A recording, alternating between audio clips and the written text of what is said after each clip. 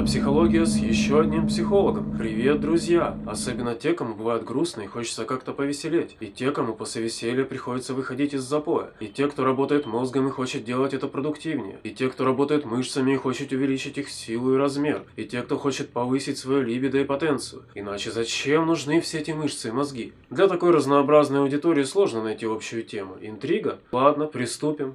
В этом видео мы будем говорить об аминокислотах. Из уроков биологии вы наверняка что-то помните об этом. И те, кто занимаются спортом, знают, что их надо потреблять в больших количествах, чтобы были хорошие результаты. Рассмотрим эту обширную тему в психологическом ключе. И поверьте, для работы нервной системы эти вещества не менее важны, чем для построения мышц и других органов. Для иллюстрации расскажу историю о молодом человеке по имени Олег, который качался в спортзале и, конечно же, вкушал аминокислоты в порошках и таблетках в больших количествах. Тренировался он по специальной программе, и, о чудо, еще до того, как превратиться из дрыща в четкого подкачанного пацана, он обнаружил, что стал спокойнее и увереннее в себе. Вот в автобусе, к примеру, наступит ему на туфлю дама с сумкой, а он ей вежливо: «Пардон, мадам, поднимите-ка левую ножку, пожалуйста». И все, спокойно и выдержан, как удав. Или на улице, к примеру, гопники сигарету требуют, а он им: «Пардон, ребята, не курю и вам не советую». И даже несмотря на то, что ребята ему советуют в ответ, несмотря на все пинки и затрещины, он все равно спокойно идет себе дальше. И даже мама стала удивляться, что не попросит все спокойный и умиротворенный Олег сделать добросовестно и с улыбкой. А ведь раньше был таким нервным, вредным и неуравновешенным мальчиком. Ну просто чудо. А после того, как подкачался, Олег и подавно стал капитаном спокойствия. Стал настолько спокойным, что даже качаться ему стало без надобности. Ведь на подвиги нас обычно толкает либо страх, либо страсть или любовь, ну может быть ненависть еще. А все это куда-то из Олега улетучилось. Заросло травой безмятежности. В общем, забил он на качалку и на аминокислоты со всякими таблетками тоже забил. И прожил он так без аминокислот месяц. И вот однажды в забитом автобусе один пацанчик попросил у него сигарету и случайно наступил на ногу. И Олег почему-то не сказал ему привычное: «Пардон, молодой человек, курить вам не советую, поднимите, пожалуйста, правую ножку». Олег некоторое время вскипал и надувался, пытался сдержаться и в конце концов, взорвавшись, начал яростно хренячить бедного пацанчика и выкрикивать глупости. Другие пассажиры, став невольными свидетелями нанесения физических и моральных травм, возмутились, пытались успокоить Олега, но он им тоже нанес разнообразные травмы. Закончилось все в полиции. Мама удивлялась и плакала, мол, как такой спокойный ребенок мог наделать столько глупостей? А теперь вопрос от доктора Шерлока Хауса. Что, по-вашему, спровоцировало Олега на столь буйное поведение? Варианты ответов. А. Полнолуние. Б. Хронический сперматоксикоз. С. Отмена аминокислот. Д.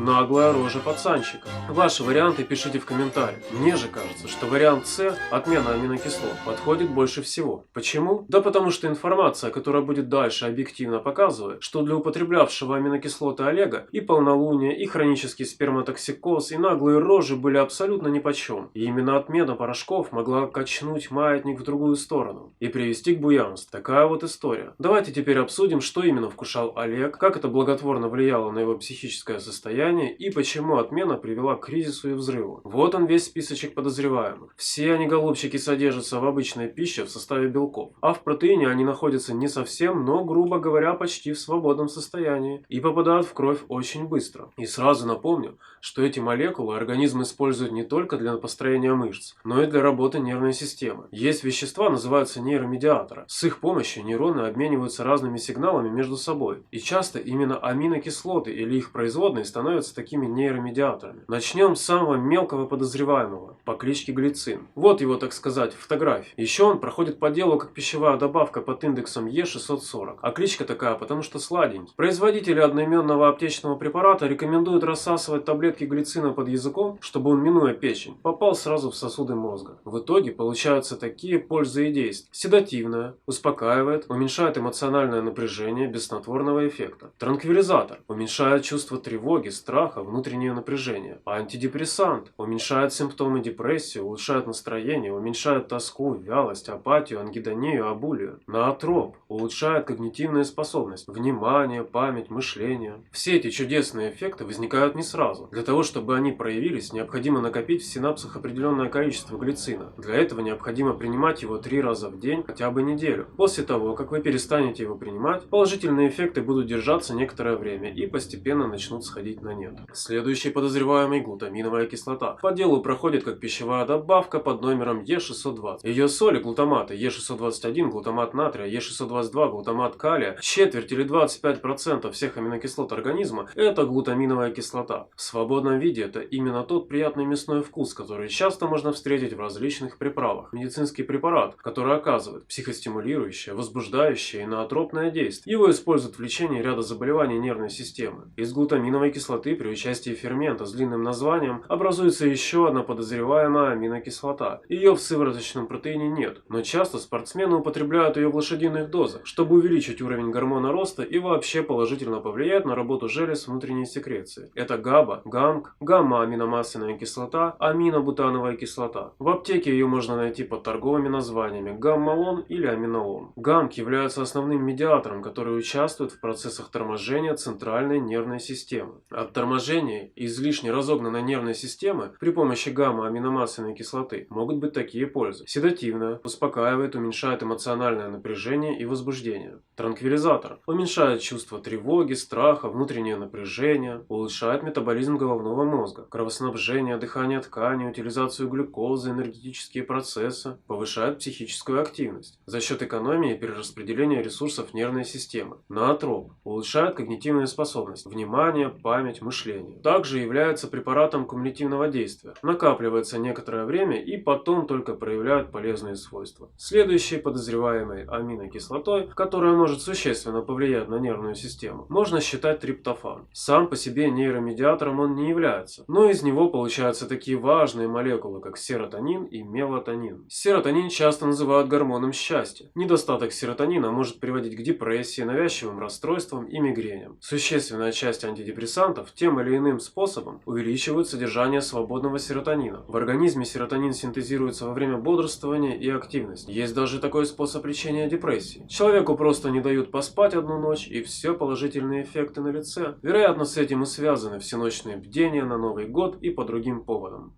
Мелатонин, наоборот, уменьшает физическую, интеллектуальную и эмоциональную активность. Максимальное количество мелатонина можно обнаружить во время сна. Если упростить, то за счет конвертации серотонина в мелатонин и обратно происходит регуляция суточной активности. Поэтому, если погулять перед сном на свежем воздухе, потом хорошо спится. А если слишком много спать, то может развиться депрессия. Думаю, знание о 4 аминокислотах, которые существенно влияют на состояние нервной системы и психики, достаточно для того, чтобы понять, почему Олег был так невозмутим и спокоен, пока вкушал большие дозы свободных аминокислот. И почему он возмутился, когда вкушать их перестал. Производители лекарственных препаратов на основе аминокислот утверждают, что нет абсолютно никаких побочных эффектов. Эффекта привыкания и эффекта отмены. Многие вообще подвергают критике какой-либо выраженный эффект для психики при употреблении свободных аминокислот. Мол, все это эффект плацебо. Исходя из собственного опыта вкушения, скажу, что полезный эффект есть. Голова работает лучше, улучшается настроение, повышается работоспособность. Это все хорошо, но за все надо платить. И эффект отмены тоже есть. И легкая депрессия, и торможение может стать вполне закономерным явлением при отмене даже таких препаратов. Можно сказать, что аминокислоты в легкодоступной форме являются адаптогенами. И думаю, если надо собраться с силами и сделать какую-то важную работу, справиться с трудностями, то они могут существенно в этом помочь. Но и злоупотреблять не стоит. Впрочем, вам решать. Надеюсь, видео оказалось интересным и полезным. Пишите ваши версии про Олега в комментариях. Делитесь с друзьями, ставьте палец вверх, подписывайтесь на канал.